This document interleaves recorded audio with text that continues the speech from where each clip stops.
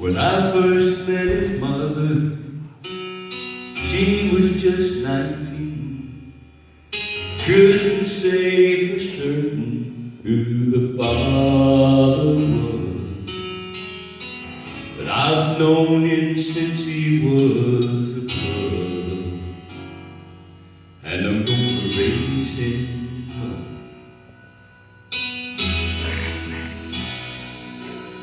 If you never knew your daddy like I never knew mine, feels like everybody knows your father lives. This boy may not be blood of my blood, but I'm gonna raise him up. I'll provide for him, I'll walk beside of him, 'cause I am strong enough, and I will show him too what a son can do with their father's love. He can change this world. I have to look back at Joseph a couple thousand years ago, when he held a newborn baby he named Jesus. He said he may not be blood of my blood, but still I'm gonna raise him up. I'll provide for him, I'll walk beside of him, 'cause I am strong enough. I will show him too what a son can do with their father's love. He can change this world. 33 years later, when the sun was in his grave, broken and abandoned by the world he came to save, his real dad said he's mine, blood of my blood, and I'm gonna raise him up.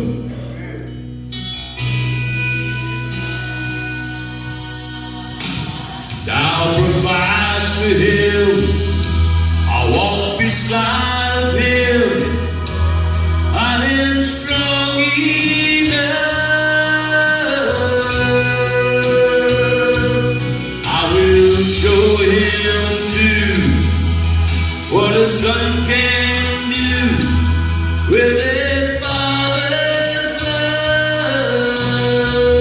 He changes world, he can change your world, but you gotta raise him up.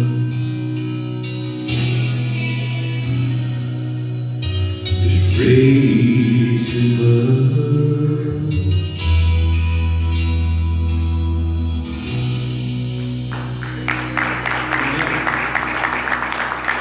We enjoy that.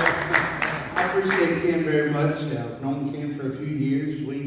We always sang at his home church on New Year's Eve, and he sang with a group at that time. We always sang together on New Year's Eve. Well, their group no longer travels anymore, and this past New Year's Eve, I talked to Ken. We had to take our bus over to Missouri to get some work done to it, and so we went a few months not traveling in it.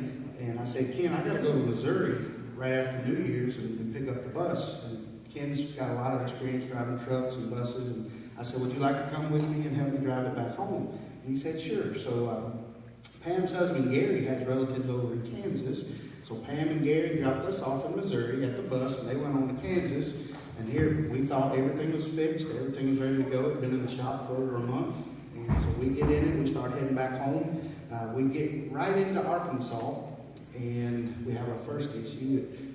stops, the suspension messes up on it, so we have to pull over and work on that a little bit. And we get down to Russellville, Arkansas, and we pull over finally for the night, gonna get some sleep, and the generator quits working. And without the generator, we don't have heat or air. And it was very cold in Arkansas that weekend, so we were cold on that bus that night. So the next morning, we got up and got that going, and we get back on the road. No joke here. 10 minutes down the road, the bus just dies. We lose all power, everything. We're stuck on Interstate 40 in Russellville, Arkansas, and we're sitting there and we're thinking, what in the world are we going to do now?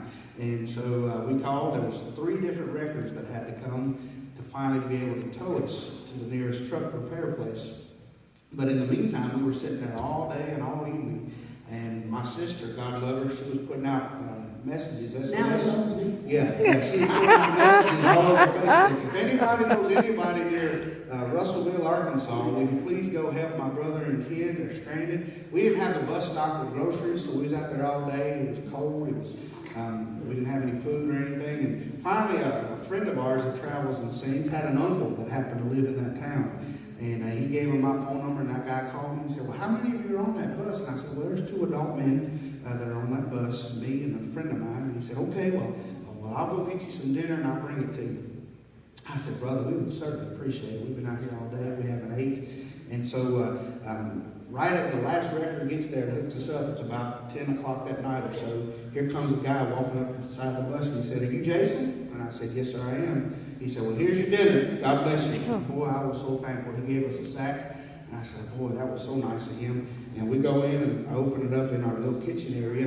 And this is going to sound like I'm unthankful, but you see both of us now. In that bag was a junior cheeseburger and 4 chicken nuggets. So what did? We split that burger in half, and we each had 2 nuggets apiece. And we have developed a close friendship ever since then, right there. So have you enjoyed King Barn? Amen. I'll sing a song for you I know you all want to recognize. It's entitled The Long Black Train. Listen.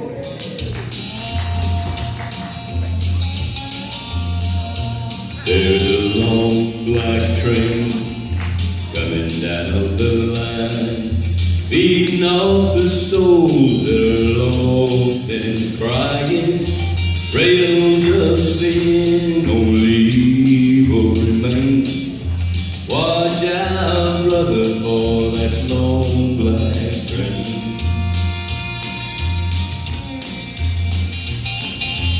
Look to the heavens, you can look to the sky. You can find redemption staring back into your eyes. There is protection and there's peace the same. Burn in your ticket for that long black train. 'Cause you know there's victory in the Lord, I say. Victory in the Lord.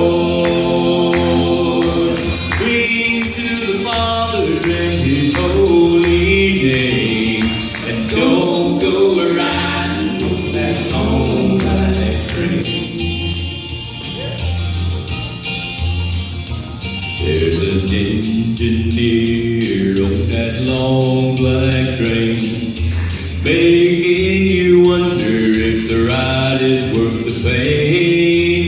He's just waiting on your heart to say, let me ride on that long black train. But you know there's victory in the Lord, I say. Victory in the Lord.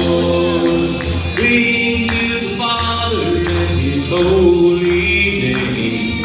And don't go riding on that long black train.